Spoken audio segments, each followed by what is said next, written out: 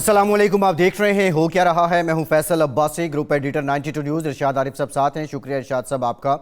Programme میں ہمیں join کر رہے ہیں وزیر اعظم کے مشیر برائے داخلہ و احتساب بیرسٹر شہزاد اکبر صاحب۔ بہت شکریہ بیرسٹر صاحب آپ کے وقت کا۔ آپ سے گفتگو کرتے ہیں۔ پاکستان تحریک انصاف کی حکومت کو آج 3 سال 4 ماہ اور 12 دن ہو چکے ہیں۔ پاکستان تحریک انصاف کو پاکستان کے عوام نے احتساب اور اصلاحات کے نام پر ووٹ دیا تھا۔ سال 2021 اب اپنے اختتام کو ہے۔ رواں سال احتساب مشن میں کس حد تک کامیابی ہوئی، موجودہ حکومت کو، جو ادارے ہیں ان کو، اس پر مفصل بات کریں گے۔ لیکن اس سے پہلے آج جو قومی اسمبلی میں ہوا، پاکستان کے عوام نے بھی دیکھا کہ کس طرح اراکین اسمبلی گتھم گتھا ہوئے۔ یہاں تک ہوا کہ 2 خواتین جو ممبران ہیں ان کے درمیان ہاتھا پائی ہوئی۔ ایک خاتون نے پاکستان پیپلز پارٹی سے، انہوں نے چھپڑ جڑ دیا پاکستان تحریک انصاف کی غزالہ سیفی کو، اور ساتھ ہی ساتھ بھرپور قسم کی ہنگامہ آرائی ہوئی ہے۔ منی بجٹ یعنی فائنانس بل، جو ضمنی فائنانس بل ہے وہ پیش کر دیا گیا۔ کل تک اجلاس ملتوی ہے۔ اب اس کے اثرات کیا ہوں گے؟ جو 350 ارب روپے کے قریب زائد ٹیکسز ہیں، وہ چھوٹ جو واپس لی گئی ہے، اس کا بوجھ کون اٹھائے گا؟ ارشاد صاحب، شوکت ترین صاحب بظاہر تو یہ کہتے ہیں کہ 2 ارب روپے صرف عام لوگوں پر ٹیکس لگے گا، لیکن یہ باقی 350 ارب جو ہیں وہ کدھر کو جائیں گے اور وہ بوجھ کون اٹھائے گا؟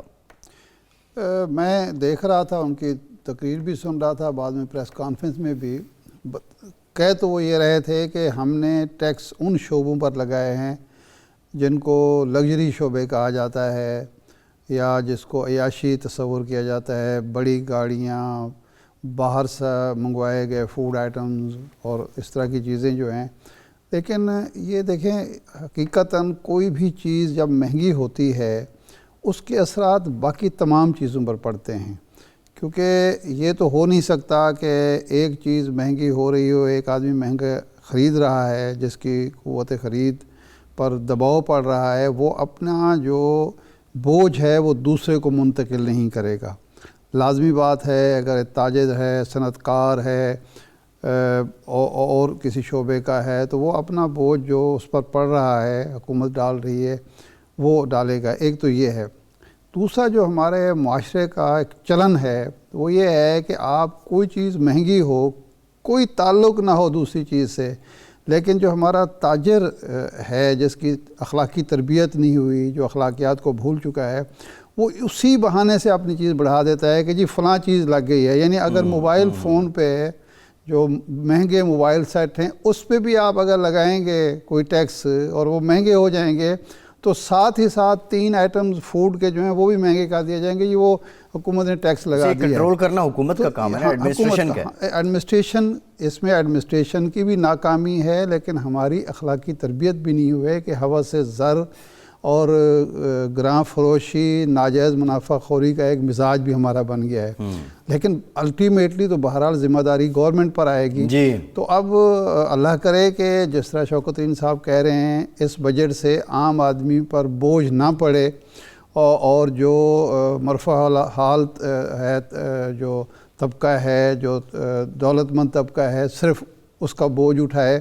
لیکن جب تک آپ ڈائریکٹ ٹیکسیشن کی طرف نہیں جائیں گے اور ٹیکس کلچر بہتر نہیں ہوگا، لوگ ایمانداری سے ٹیکس دیں اور سرکاری محکمے ایمانداری سے ٹیکس لیں، اور وہ ٹیکس جو ہے لوگ ٹیکس کے کلچر کو اپنائیں، رشوت کے کلچر سے اجتناب برتیں، اس وقت تک یہ ایک گورکھ دھندا ہے۔ جی بالکل، اور یہ میرا خیال ہے چلتا ہی رہے گا۔ لیکن ہمارے ساتھ موجود ہیں جناب شہزاد اکبر صاحب، ہم ان سے بھی پوچھ لیتے ہیں، اگرچہ موضوع تو ہمارا جو ہے وہ ان سے یہ پوچھیں گے کہ 2021 احتساب کے حوالے سے کیسا رہا، لیکن ایک حکومتی نمائندے کے طور پر شہزاد صاحب، اس وقت جب کہ بلدیاتی الیکشن ایک ہوئے، اگلا مرحلہ ہونے والا ہے، پنجاب میں بلدیاتی الیکشن ہونے والے ہیں، اگلے سال یعنی 2023 میں آپ الیکشن میں داخل ہو رہے ہیں، تو اس وقت ایک ٹیکسوں کی چھوٹ ختم کرنا، منی بجٹ لانا،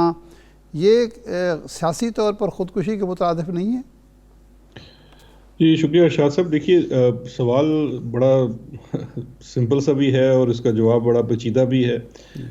بات یہ ہے کہ پہلے تو ہمیں یہ سوچنا ہے کہ کیا ہمارے ملک میں دودھ کی نہریں بہہ رہی ہیں، کیونکہ اگر اس کو سیاسی لحاظ سے دیکھا جائے تو اس کا بڑا سمپل سا ہے کہ کوئی بھی سیاسی جماعت یا سیاسی قائد جو ہے وہ تو چاہے گا کہ ٹیکس بالکل نہ لگیں اور عوام اس کی ہمیشہ واہ واہ کرے. لیکن کچھ فیصلے ہیں جو لانگ ٹرم اسٹیبلٹی کے لیے کرنے پڑتے ہیں، اور آئی تھنک یہ بھی ان فیصلوں میں سے ایک ایسا فیصلہ ہے جو گورنمنٹ نے کیا ہے. کیونکہ دیکھیے یہ سیاسی طور پہ پاس آن کر دینا ہٹ فیوچر میں آنے کے لیے، اسی کے نتیجے میں تو آج دیکھیے کہ ہم ہر چیز میں اس وقت بجلی کے مہنگے دام ہیں، کیونکہ اس وقت امیجیٹلی بجلی چاہیے تھی. سیاسی تھا کہ جی بس پیٹرول سے اور ڈیزل سے اور کیروسین آئل سے آپ بجلی بنا لیں، وہ 2 سال میں بن جاتی ہے. اگر جی کار منصوبے کرتے، پانی کے کرتے یا ونڈ میں کرتے، اس میں زیادہ ٹائم لگتا ہے. تو فرق صرف یہ ہے کہ آپ نے دیکھنا یہ ہے کہ اس وقت حالات میں آپ کو کیا سیاسی فیصلہ کرنا ہے، آپ نے اقتدار بچانا ہے، یا ایک ایسا فیصلہ کرنا ہے جس میں ملک کے اندر اکنامک اسٹیبلٹی آئے. یہ بڑا کٹن فیصلہ ہوتا ہے کسی سیاسی جماعت کے لیے ٹیکسز لگانا، لیکن یہ اور اس میں پھر پرائورٹی دیکھیے جو اس وقت بھی جو کچھ کنڈیشنلٹیز تھی آئی ایم ایف کی، ان کو سامنے رکھتے ہوئے جو ٹیکس بیس ریز کرنا تھا، اس میں بھی جو پرائم منسٹر صاحب کا فوکس رہا ہے وہ فوکس یہ ہے کہ مارجنلائز کمیونٹی جتنی بھی ہے، یعنی کہ جو پسا ہوا طبقہ ہے، اس کے اوپر اس کا کوئی برڈن نہ پڑے. اور جیسے آپ خود انٹرو میں کہہ رہے تھے کہ جو لگژری آئٹمس تصور کیے جاتے ہیں امپورٹ کی مد میں، جو چیزیں ہیں جو بیسک نہیں، مثال کے طور پہ جو گھی اور تیل ہے خوردنی، اس کے اندر اس کو اس سے صاف رکھا گیا، لیکن باقی جو امپورٹڈ گڈز ہیں جن کو لگژری میں گنا جاتا ہے، ان کے اوپر ٹیکسیشن بڑھائی گئی ہے تاکہ وہ کیا جو وقتی اس وقت ضرورت ہے اس کو پورا کیا جا سکے. لیکن میں اس آپ کی دوسری بات سے بھی ایگری کرتا ہوں کہ جب کیونکہ یہ تو بڑا اسپیسیفک بجٹ آتا ہے، لیکن ہوتا یہ ہے کہ پھر عوام کے اندر سنسلی پھیلانے کے لیے ہر چیز، مثال کے طور پہ اب اس بجٹ کا ٹماٹر سے کوئی تعلق نہیں ہوگا، لیکن صبح ٹماٹر لے جائیں گے، وہ کہے گا جی بجٹ نیا لگ گیا جی، ٹماٹر مہنگا ہو گیا. جی ایسے ہی ہے.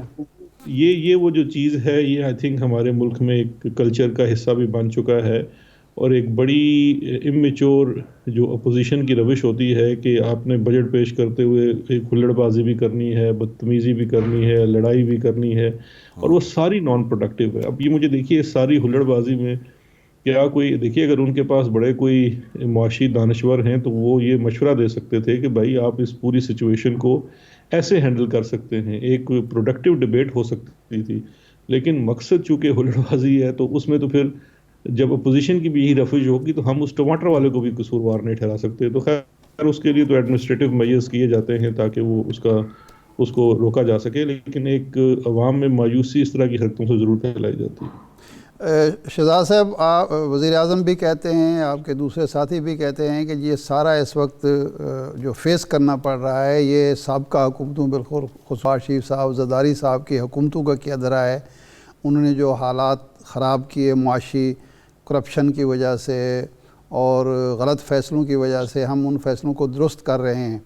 لیکن ان لوگوں کا جنہوں نے کرپشن کی تھی، آپ نے احتساب کا بیڑا اٹھایا، 3.5 سال گزر گئے، اور اس سال تو یہ ہے کہ ایک بھی نیب کا قیدی نہیں ہے جو جیل میں بیٹھا ہو. ابھی تک کسی بڑے ملزم کو سزا آپ نہیں دلوا سکے، اور مستقبل میں بھی نظر نہیں آتا کہ کوئی ایسی صورتحال ہوگی. تو اگر یہ سارا کچھ آپ نے احتساب کر لیا ہوتا تو ممکن ہے اس طرح کی صورتحال کا آپ کا سامنا نہ ہوتا. ارشاد صاحب دیکھیے، ایک تو میں چھوٹی سی تصحیح کرنا چاہوں گا کہ سارے ملزمان میں سے تو ایک تو جو سب سے بڑا ملزم تھا وہ اب مجرم بن چکا ہے. نواز شریف سزا یافتہ ہے اور ملک سے مفرور بھی ہے، جو اس پورے گروہ کا سرغنہ ہے. باقی جہاں تک باقی تمام کیسوں کا معاملہ ہے تو دیکھیے ہم نے اور ہمارے پرانے دوار کے کیے ہوئے احتساب کے پروسیس میں ایک بڑا فرق ہے. ہم نے ملکی اداروں کو مضبوط کیا ہے، ڈیو پروسیس کو مضبوط کیا ہے، اور ڈیو پروسیس کے اوپر کام کر رہے ہیں، جس میں ریفارمز ہیں، کرمنل جسٹس سسٹم کی ریفارمز ہیں. پاکستان تحریک انصاف کی حکومت نے کوئی سیف الرحمان کی طرح شہزاد اکبر کو احتساب کمیشن کا سربراہ نہیں لگا دیا کہ وہ خود ہی لوگوں کو پکڑ کے اندر کرے.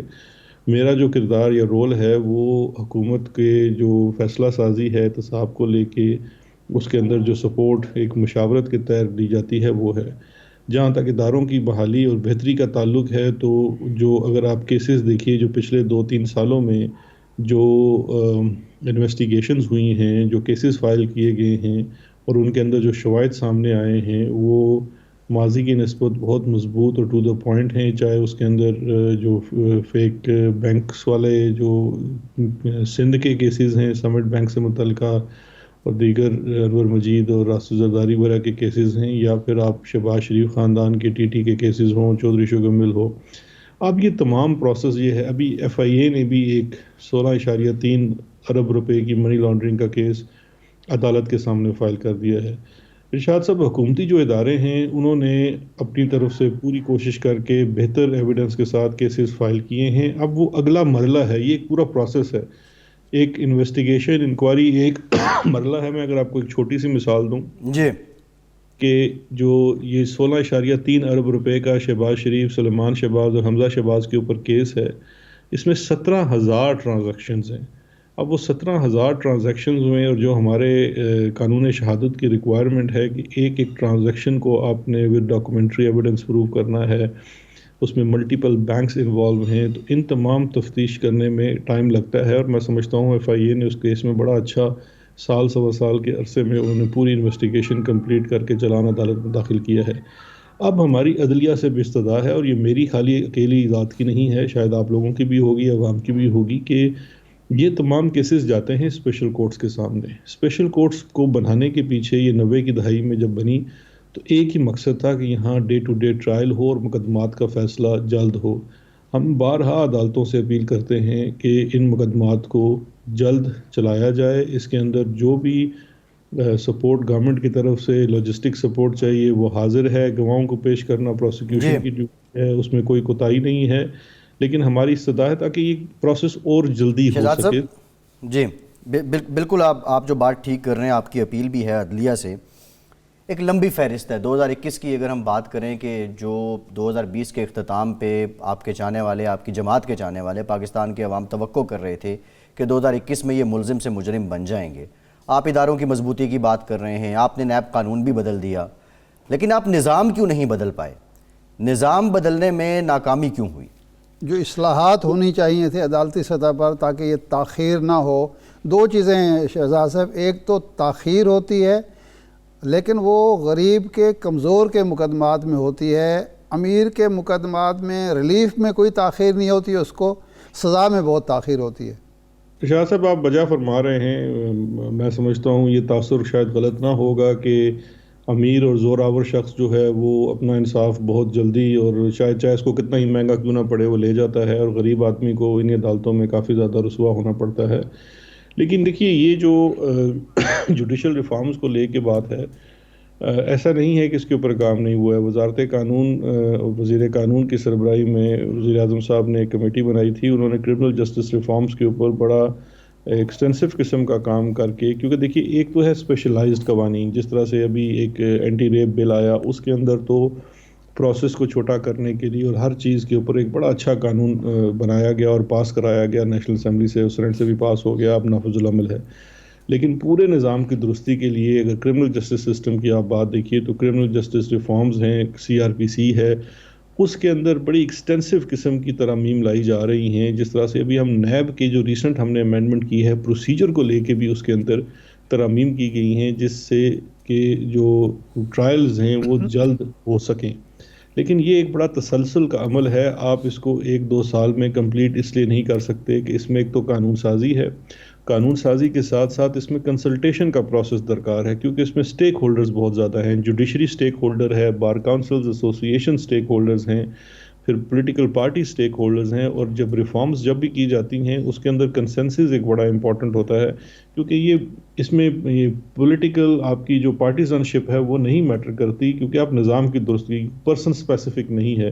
تو اس کے اندر ہمارا کافی زیادہ حد تک consultation especially bar councils associations اور جوڈیشری کے ساتھ ہو چکی ہے. اور وزارت قانون نے یہ اس اگلے سال کے پہلے ماہ میں ہی وہ پریزنٹ کرنا ہے کیبنٹ سے پاس کرا کے. اور چونکہ 18ویں ترمیم کی وجہ سے اب یہ پروونسز میں انڈیپینڈنٹلی بھی لاگو ہونا ہے، تو وہ ایک پروسیس چل رہا ہے. جہاں تک بات ہے کہ جی 2021 میں ہم نے کافی بدلاؤ دیکھا، تو دیکھیے یہ میں جو پہلے کہہ رہا ہوں کہ یہ ایک تسلسل کا عمل ہے. اس میں بہتر انویسٹیگیشن اداروں کو کھڑا کرنا، ہمارے سر کے اوپر ایک فیٹف کا بھی ایک وہ خطرہ تلوار منڈلاتا لٹکی رہا ہوئی. ہے، اور اس ہدف کی چیزوں کو لے کے ہی ہم نے فوکس کیا کہ ہمارے ادارے اسپیشلی FIA جو ہے وہ جو منی لانڈرنگ کے کیسز ہیں ان کے اوپر فوکس کریں. اور جس طرح آپ ارشاد صاحب فرما رہے تھے کہ کسی کی غریب کوئی ریڈی والے کی منی لانڈرنگ نہ ہو، یہ تو آپ بڑے لوگوں، جب تک آپ بڑے ٹارگٹس کو اچیو نہیں کریں گے جی آپ یہ اسٹیٹمنٹ نہیں دے سکتے کہ ہمارے ملک میں رول آف لا ہے، کیونکہ غریب کے لیے تو رول آف لا ہمیشہ ہی ہوتا ہے، لیکن جو امیر آدمی ہے، زوراور آدمی ہے، اس کے لیے نہیں ہوتا. تو اس لیے فوکس بھی بڑے مقدموں کے اوپر ہے. اور انشاءاللہ 2022 میں ہمارا جو ٹارگٹ ہے وہ سکسیسفل پروسیکیوشن کا ہے کہ انشاءاللہ اس کے اندر فوکس کیا جائے، اور نہ صرف یہ پولیٹیکل شخصیات کے جو کیسز ہیں ان کے اوپر، بلکہ اس کے علاوہ بھی جو بڑے بڑے کیسز ہیں ان کے اوپر یہ بہتری کر کے اس میں پروسیکیوشن کا عمل کمپلیٹ کیا جائے.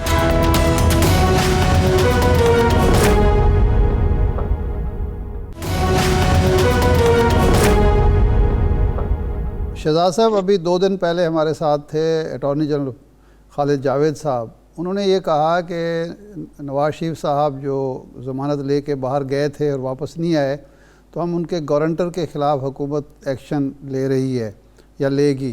تو یہ چونکہ آپ کا متعلقہ شعبہ بھی ہے، آپ نے سوچا ہے نواز شریف صاحب کو واپس لانے کے لیے؟ ایک تو آپ حوالگی کا جو قانون تھا شاید وہ کابینٹ میں پیش ہوا تو اس کو منظور نہیں کیا گیا کہ اس میں مزید اصلاح کی ضرورت ہے.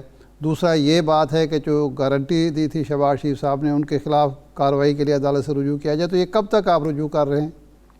جی دیکھیے، 2 مختلف چیزیں ہیں. جو حوالگی کے حساب سے جو قانون اسمبلی کے سامنے آیا تھا تو وہ شاید نواز شریف کے اوپر تو ڈائریکٹلی لاگو نہ ہو، لیکن اس میں دیگر لوگ آتے ہیں. نواز شریف کو لے کے حکومت پاکستان آلریڈی ایک سٹیپ کے اوپر سکسیسفل ہو چکی ہے کہ برٹش ہوم سیکرٹری نے ان کے ویزا کی ایکسٹینشن ریجیکٹ کر دی ہے. اب وہ اپیل میں ہیں، جن کی جو سنوائی ہے اپیل کی وہ شاید میری اطلاع کے مطابق جنوری میں ہو جائے گی. تو وہ جیسے ہی جو فیصلہ آتا ہے تو اس کے بعد نیکسٹ سٹیپ ہو سکے گا. اگر وہ اپیل ہار جاتے ہیں تو ان کو پھر برطانیہ سے ایکسپیل کیے جانے کا اندیشہ ہے. اور اس صورت میں چونکہ نواز شریف کے پاس اور کوئی پاسپورٹ نہیں ہے اور اپنا پاسپورٹ نہیں شہزاد صاحب، ان کے پاس ڈپلومیٹک پاسپورٹ نہیں ہے، وہ تو تاحیات ہوتا ہے، تعمر ہوتا ہے. نہیں سر، کوئی تعیات نہیں ہوتا. ڈپلومیٹک کی بھی ایک ایکسپائری ڈیٹ ہوتی ہے، جب وہ ایکسپائر ہوتا ہے تو آپ کو رینیو کرانا پڑتا ہے. اچھا. اور شب نواز شریف صاحب چونکہ اس وقت ایک مفرور مجرم ہیں اور قانون کے مطابق مفرور مجرم کو پاسپورٹ کی سہولت نہیں دی جا سکتی. ہاں، ایک ان کو ایمرجنسی ٹریول ڈاکومنٹ دیا جائے گا جو حکومت پاکستان نے ان کو آلریڈی کنوے کیا ہے ایک چٹھی کے تھرو، کہ آپ جب بھی پاکستان یا تو خود آنا چاہیں گے یا آپ کو برطانوی حکومت بھیجے گی تو آپ کو ایمرجنسی ٹریول ڈاکومنٹ دیا جائے گا جس کے تحت آپ آ سکیں گے. جو ان کے گارنٹور کی بات ہے، بالکل یہ ایک کنٹیمپٹ آف کورٹ کا میٹر بھی بنتا ہے، کیونکہ انہوں نے لاہور ہائی کورٹ کے سامنے انڈرٹیکنگ دی تھی ان رائٹنگ، جس میں انہوں نے یہ کہا تھا کہ وہ تمام ثبوت بھی دیں گے اور ساتھ یہ بھی بھیجیں گے کہ جو ان کے میڈیکل ٹریٹمنٹ ہے اس کے بھی تمام ثبوت جو ہیں وہ ہمیں بہم پہنچائیں گے. لیکن باوجود کوشش کے انہوں نے ابھی تک ہمیں اس کی کوئی نقول فراہم نہیں کی ہیں. اور اس کے بعد جو دوسرا انڈرٹیکنگ بھی تھی کہ وہ پاکستان واپس لانے کے پابند ہوں گے شہباز شریف، وہ بھی فلفل نہیں ہوئی. تو وفاقی حکومت چونکہ اس میں پارٹی تھی تو یہی فیصلہ کیا گیا ہے کہ عدالت سے رجوع کیا جائے تاکہ اس کے اوپر فردر کارروائی ہو. کیا کوئی پٹیشن تیار ہے شہزاد صاحب؟ جی بالکل، اٹارنی جنرل صاحب اس پہ کام کر رہے ہیں کہ وفاق کی جو نمائندگی ہے اٹارنی جنرل کا آفس کرتا ہے، تو میرا خیال ہے کہ سال کے شروع میں شاید پٹیشن فائل کر دی جائے. جی شہزاد صاحب، آپ فرماتے ہیں کہ آپ کی حکومت نے اداروں کو مضبوط کیا. نیب ایک انڈیپینڈنٹ ادارہ ہے، آپ کی حکومت نے اس کو مزید مضبوط کیا ہوگا، لیکن حالت یہ ہے کہ 1 سال پہلے تقریباً کم و بیش مریم نواز صاحبہ کو انہوں نے بلایا، وہ ایک جلوس لے کر چلی گئی ہیں، اس کے بعد ان کو واپس گھر بھیج دیا گیا، دوبارہ تفتیش کے لیے بلا ہی نہیں سکا. تو یہ کیا مضبوط، اور اب نیب التوا بھی لے رہا ہے اسلام آباد ہائی کورٹ میں، بعض مقدمات میں التوا بھی لے رہا ہے. دیکھیے 2 چیزیں ہیں. ایک تو یہ التوا والی بات تو خیر میں نہیں سمجھتا، کیونکہ وہ جو لاسٹ ہیئرنگ کے اوپر نیب نے شاید پہلی دفعہ اس کیس میں التوا لی، اور اس کی وجہ بھی جو کووڈ تھی جو پروسیکیوٹر کی. تو لیکن اس سے پہلے مریم صاحبہ خود اس کیس میں 2-3 ماہ التوا لے چکی ہیں. جہاں تک مریم نواز کی بات ہے تو میرا خیال ہے میں جس پر جتنی کم بات کروں بہتر ہے. پوری قوم کے سامنے ان کا کنڈکٹ موجود ہے کہ کس طرح کی ان کی عادات ہیں. میں بالکل سمجھتا ہوں کہ نیب کو اس پہ، کیونکہ حکومت انہیں ڈائریکٹ تو نہیں کر سکتی، لیکن رائے ہم ضرور دے سکتے ہیں. اور میری رائے یہی ہے کہ مریم نواز نے جب نیب کے اوپر یہ حملہ کیا تھا تو اس کے اوپر بھی ایکشن لیا جانا چاہیے تھا. اور ابھی بھی میں سمجھتا ہوں کہ ان کیسز کے اندر اگر ان کی ضرورت ہے تو نیب کو ان کو ضرور بلانا چاہیے اور سوال کرنا چاہیے، کیونکہ یہ تاثر بڑا غلط ہوگا کہ ایک عام شخص سے تو بہت زیادہ سوال جواب کیا جی جاتا جی. ہے، لیکن جو لوگ حملہ آور ہو جائیں، چاہے وہ نیب ہو یا دیگر ادارے ہوں. میں سمجھتا ہوں اس وقت مسلم لیگ نون جو ہے وہ اسلام آباد ہائی کورٹ کے اوپر بھی حملہ آور ہے، اور اس ساری حملہ آوری کے جو سرغنہ ٹھیک. ہیں وہ نواز شریف. تو یہ ان چیزوں کا تو بالکل ہر ادارے کو، چاہے وہ جوڈیشری شہزاد ہے صاحب. یا ایکٹیو عام ہے، اس کو ان کو نوٹس لینا چاہیے. جی شہزاد صاحب، فواد چودھری صاحب نے اعلان کیا تھا کہ یہ جو 2 آڈیو ٹیپس آئی ہیں مریم نواز صاحبہ کی، اس کی ہم انکوائری کر رہے ہیں، ایک کمیٹی بنائی ہے اور اس کے خلاف کارروائی کریں گے. ابھی تک وہ کچھ بھی نہیں ہوا. یہ تو حکومت کی بھی کمزوری ہے نا. دیکھیے وہ جو انکوائری وہ کر رہے ہیں، انفارمیشن منسٹری اس کے اوپر کر رہی ہے، کیونکہ ان ٹیپوں کے اندر یہ تھا کہ جو میڈیا ہاؤسز ان کی بات مانتے تھے ان کو زیادہ ایڈز دیے جانے ہیں، اور حکومتی ایڈز جو کہ ٹیکس پیئر کے پیسوں سے ہیں، اور جو لوگ ان کی نیریٹو کو ٹو نہیں کرتے اور ان کی بات نہیں سنتے ان کو سزا کے طور پہ ان کے ایڈز بند کیے جانے ہیں. تو اس کے اوپر جو وزارت اطلاعات ہے اس کے اندر ایک کمیٹی بنائی گئی ہے تاکہ اس وقت یہ اس کو کوریلیٹ کیا جائے کہ کیا واقعی ہی اس وقت کم ایڈز دیے گئے، اور اگر ایسا معاملہ ہے تو پھر اس کے اوپر کوئی کارروائی کی جائے. تو فواد چودھری صاحب میں سمجھتا ہوں وہ تو خود قانون دان بھی ہیں، جی تو اس کے اوپر جلد وہ اپنی ٹھیک ہے. کارروائی آخری سوال شہزاد صاحب، آخری سوال، کیا ہم توقع کریں کہ اگلے سال 2022 میں حکومت اور حکومتی ادارے چند بڑی مچھلیوں کو سزا دلوانے میں کامیاب رہیں گے؟ جی میں سمجھتا ہوں 2022 جو ہے وہ مچھلیوں نہیں مگر مچھوں کی سزا کا سال ہے، اور انشاءاللہ بڑے بڑے مگر مچھ جو ہیں اور بڑے بڑے بت ہیں وہ گریں گے اور ان کو عدالتوں سے سزائیں ہوں گی اور مضبوط سزائیں ہوں گی. ٹھیک ہے. شہزاد صاحب بریفلی یہ بھی بتا دیں، وزیر اعظم نے کہا کہ نواز شریف سمجھوتا کیے بغیر واپس نہیں آئیں گے. کیا وہ سمجھوتا کر رہے ہیں؟ کوئی بات ہو رہی ہے ان کی؟ دیکھیے نواز شریف صاحب اور ان کے جو بھائی ہیں شہباز شریف جو کہ درخواست بازی کے بہت ماہر ہیں، وہ بڑی کوششیں تو کر رہے ہیں کہ کسی طریقے سے ان کو کوئی واپسی کی راہ ہموار ہو سکے. اور وزیر اعظم صاحب نے بھی ان کے ماضی کے کنڈکٹ کو دیکھتے ہوئے کہ یہ بات ہی کی ہے کہ وہ ہمیشہ یہاں سے بھاگ بھی جاتے ہیں اور پھر کسی نہ کسی معافی تلافی میں واپس آ جاتے ہیں.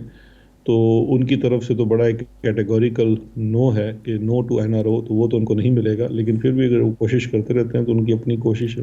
جی ٹھیک ہے. ایک قانونی ماہر کے طور پر میں آپ سے سمجھنا چاہوں گا کہ کیا کسی عدالتی عمل کے ذریعے میاں نواز شریف صاحب کی تاحیات نااہلی ختم ہو سکتی ہے یا اس کو کم کیا جا سکتا ہے؟ دیکھیے نواز شریف صاحب کی نااہلی 2 طرح کی ہے. ایک تو ان کی تاحیات نااہلی ہے جو سپریم کورٹ کے کیس میں آرٹیکل 62-63 کی انٹرپریٹیشن کی صورت میں ہوئی ہے، اور دوسری 10 سال کی نیب کے کیس میں کنوکشن کی ہے.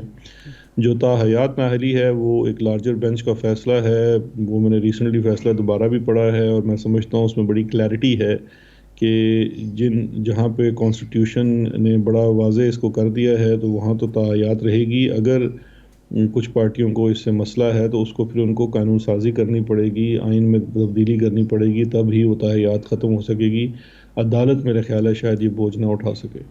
ٹھیک، بہت شکریہ وزیر اعظم کے مشیر برائے داخلہ و احتساب شہزاد اکبر صاحب. وقت ایک بریک لیتے ہیں اور بریک کے بعد بات کریں گے منی بجٹ کی اور معاشی لحاظ سے بھی یہ رواں سال کیسا رہا. ہمارے ساتھ رہیے.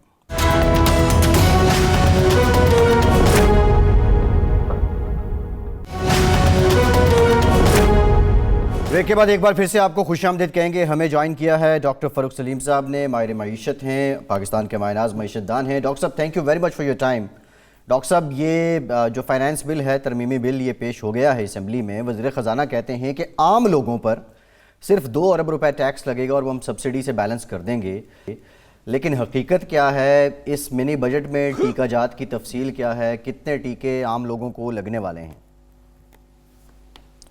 دیکھیے شاید وزیر خزانہ صاحب کی عام لوگوں کی ڈیفینیشن آپ سے اور مجھ سے فرق ہے.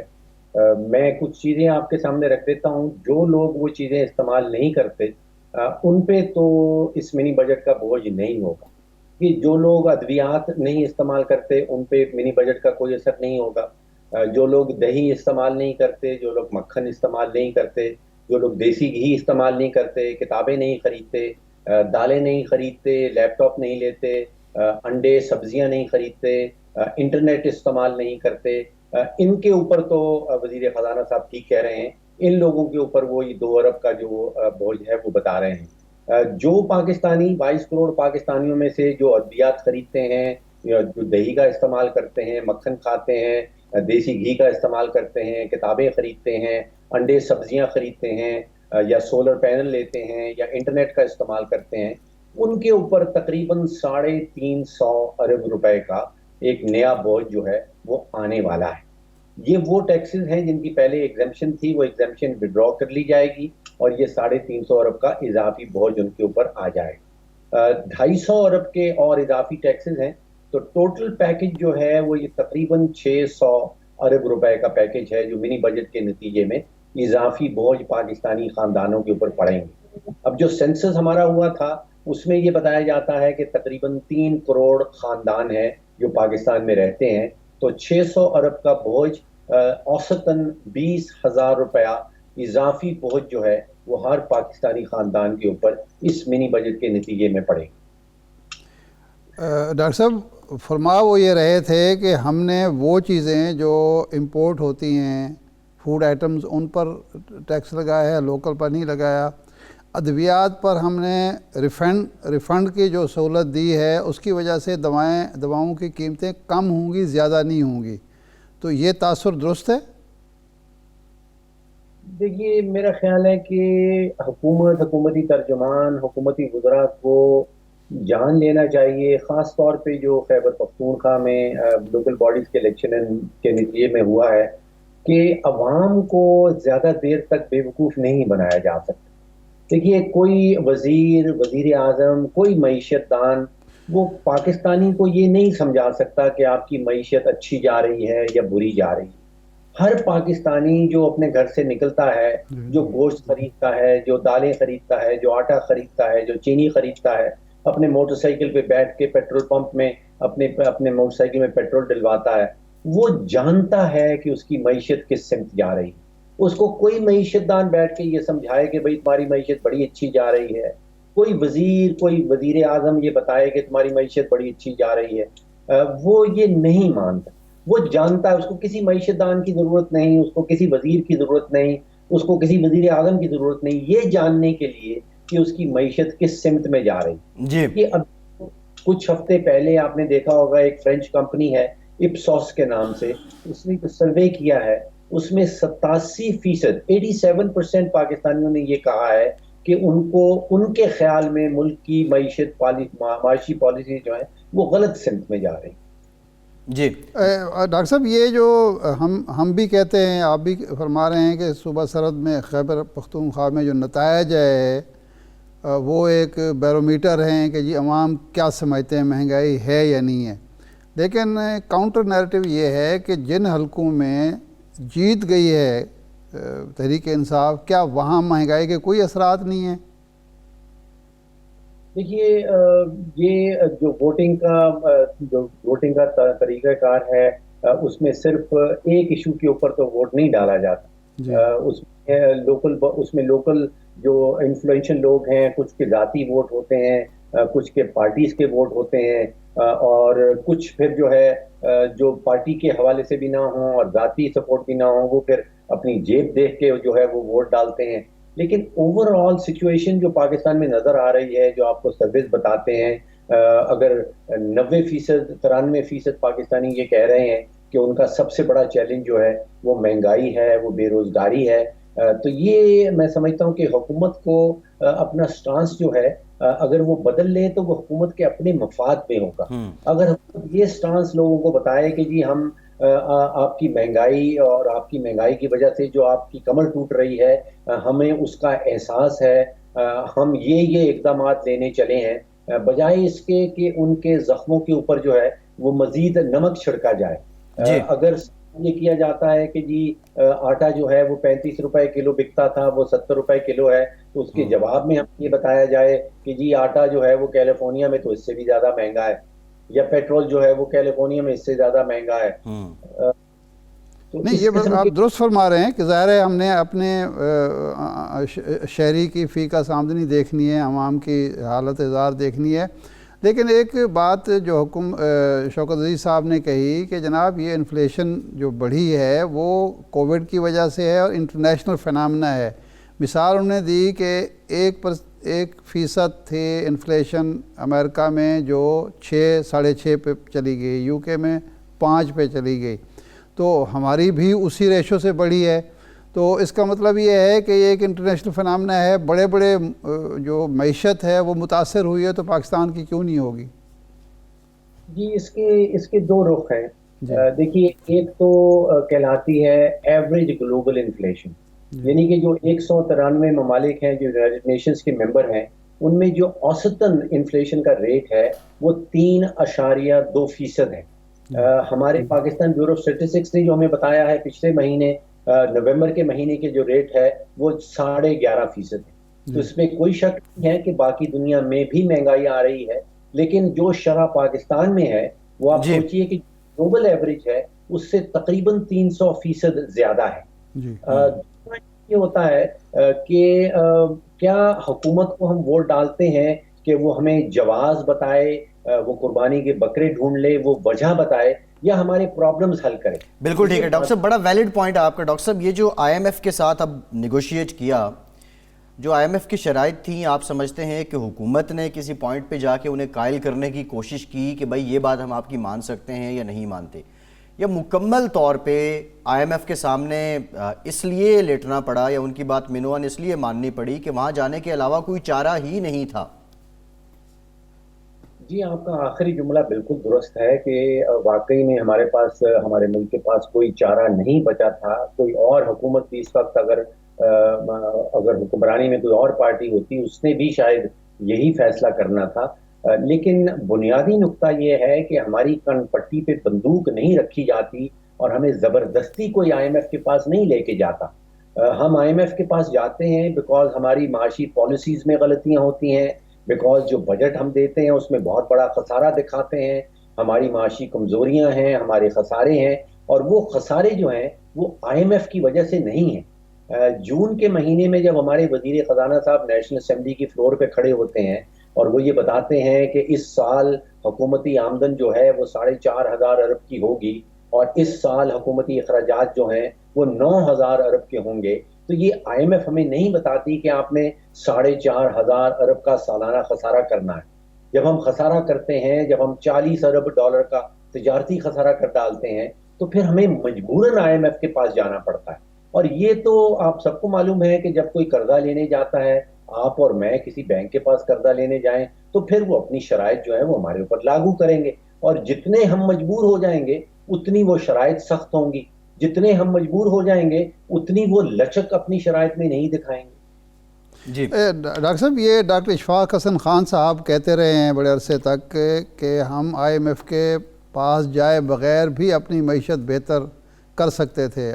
آپ ایک معیشت دان کے طور پر سمجھتے ہیں کہ ہم آئی ایم ایف کے پاس نہ جاتے تب بھی ہم اپنی معیشت بہتر کرنے کی پوزیشن میں تھے؟ دیکھیے، اس وقت ملک جس سٹیج پہ کھڑا ہے، ہم نے اگلے 12 مہینوں میں تقریباً 14 ارب ڈالر کے قرضہ جات واپس کرنے. ہم نے اگلے 12 مہینوں میں تقریباً 14 سے 15 بلین ڈالر کا جو کرنٹ اکاؤنٹ کا خسارہ آئے گا وہ واپس کرنا ہے. تو اس وقت پاکستان کی حکومت کو تقریباً 30 ارب ڈالر کی ضرورت ہے اگلے 12 مہینوں میں. تو اور تو کوئی ایسا ادارہ نہیں ہے جو ہمیں سرٹیفکیٹ دے دے اور اس کے بعد پھر ہم ایشین ڈیولپمنٹ بینک کے پاس جائیں، ورلڈ بینک کے پاس جائیں. ڈاکٹر صاحب کی بات اس وقت تک درست رہتی ہے کہ اگر ہم اپنے مختلف سیکٹرز کے اندر اصلاحات کا عمل شروع کر دیں. یہ اگر آپ 2018 کا جو الیکشن کا منشور ہے پی ٹی آئی کا وہ کھول کے دیکھیں تو اس میں تقریباً 40 دفعہ، وہ 61 صفحات پہ مشتمل منشور ہے، اس میں تقریباً 40 دفعہ ریفارم یا اصلاحات کا لفظ استعمال کیا گیا ہے. تو اس وقت اگر ہم اصلاحات لانا شروع کر دیتے تو پھر نتیجہ یہ ضرور نکل سکتا تھا کہ ہمیں IMF کے پاس جانے کی ضرورت نہ پڑے. جی ٹھیک ہے ڈاکٹر صاحب ایک سوال، یہ جو اسٹیٹ بینک کی خود مختاری کے حوالے سے سوالات کھڑے کیے جا رہے ہیں کہ ہم نے IMF کے پاس گروی رکھ دی ہے، جو گورنر اسٹیٹ بینک ہے وہ وزیر اعظم سے، منتخب وزیر اعظم سے زیادہ بااختیار ہو گیا ہے، وہ کسی کو جواب دہ نہیں ہے، اور کسی نہ کسی سطح پر ہم نے اپنی خود مختاری کمپرومائز کی ہے. آپ کی اسٹڈی کیا ہے، آپ کا رائے کیا ہے اس میں؟ جی ابھی جتنے بھی جملات آپ نے استعمال کیے میں سمجھتا ہوں کہ وہ سب کے سب سیاسی ہیں، ان میں معاشی وزن نہیں ہے. اچھا، دیکھیے جو سینٹرل بینک ہوتا ہے جیسے اسٹیٹ بینک آف پاکستان ہے، اس کے کام صرف دو ہیں اس کی ذمہ داری. ایک اس کا کام ہوتا ہے منی سپلائی، یعنی کہ کتنے نوٹ چھاپے جائیں گے کتنے نہیں چھاپے جائیں گے، اور دوسرا اس کا کام ہے شرح سود کا تعین کرنا. جی یہ دو فرائض جو ہیں، یہ دو ذمہ داریاں جو ہیں، اگر وہ کسی ایک ادارے کو دے دی جاتی ہیں اور اس میں اس کو گارنٹی کر دیا جاتا ہے کہ کسی قسم کی سیاسی مداخلت نہیں کی جائے گی، تو میں سمجھتا ہوں کہ وہ پاکستان اور پاکستان میں رہنے والوں کے معاشی مفاد میں ہے. جی ٹھیک، بہت شکریہ ڈاکٹر فاروق سلیم صاحب، آپ کے ہمارے ساتھ موجود تھے. ایک بریک لیتے ہیں اور بریک کے بعد آپ کو بتائیں گے کہ مارچ میں PDM کا مارچ کا پلان چوپٹ ہو گیا ہے کیسے. ہمارے ساتھ رہیے.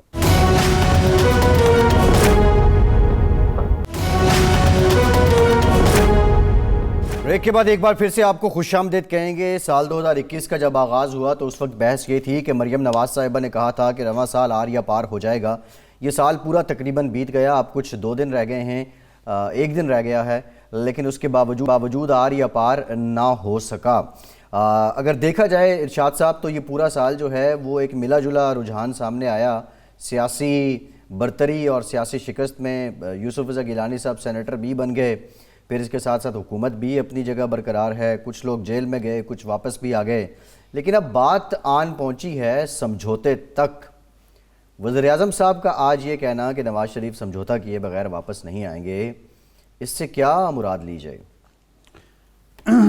دیکھیں، ماضی کا ایک تجربہ ہے، وہ ہمارا بھی ہے اور وزیر اعظم کا بھی ہے، اور کچھ نئی جو ایک نیریٹو ہے، بیانیہ ہے،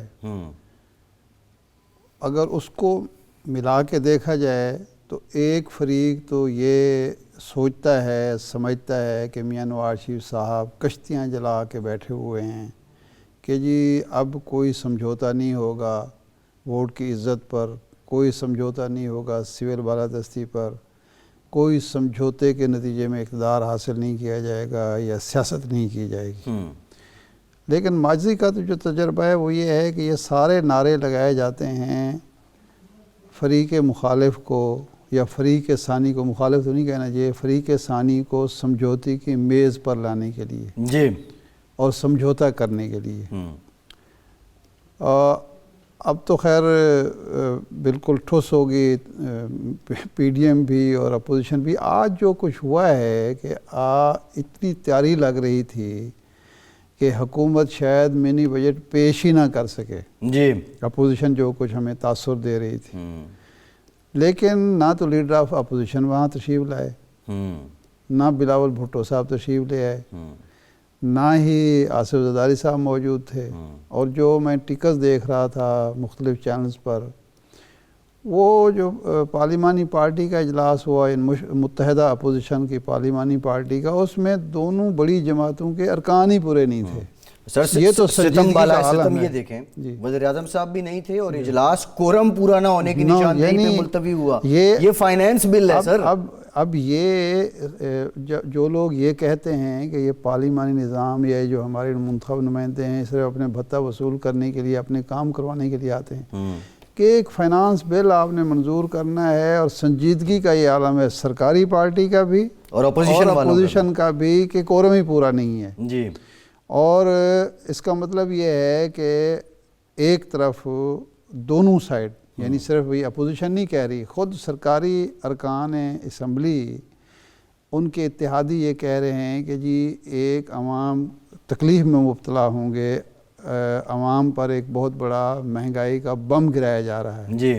لیکن ان ارکان کی سنجیدگی کا یہ عالم ہے کہ وہاں یہ بیٹھنا ہی گوارا نہیں کرتے جی بالکل ایسے کہ کم از کم کوئی تجویز پیش کر سکیں جی کہ جی اس طریقے سے ہم IMF کی شرائط بھی پوری کر لیں اور عام آدمی کو تکلیف بھی نہ دیں.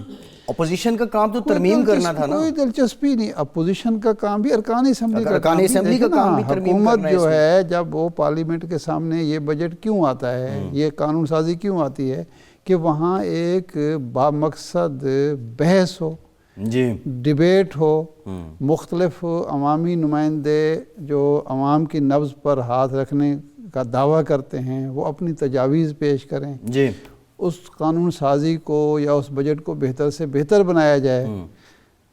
جب کوئی شخص یہ کہہ دے یہ تو انگوٹھا چھاپ پارلیمنٹ ہے تو لوگ بڑا برا مناتے ہیں. ارشاد صاحب لیکن کیا یہ حقیقت نظر نہیں آ رہی کہ آپ اس موقع پر بھی آپ اگر وہاں بیٹھنا گوارا نہیں کرتے, تجویز دینا تو درکنار, پھر آپ کی سنجیدگی کیا سمجھے, کوئی کون سنجیدہ سمجھے؟ یہ ہے عوام کو فکر ہے.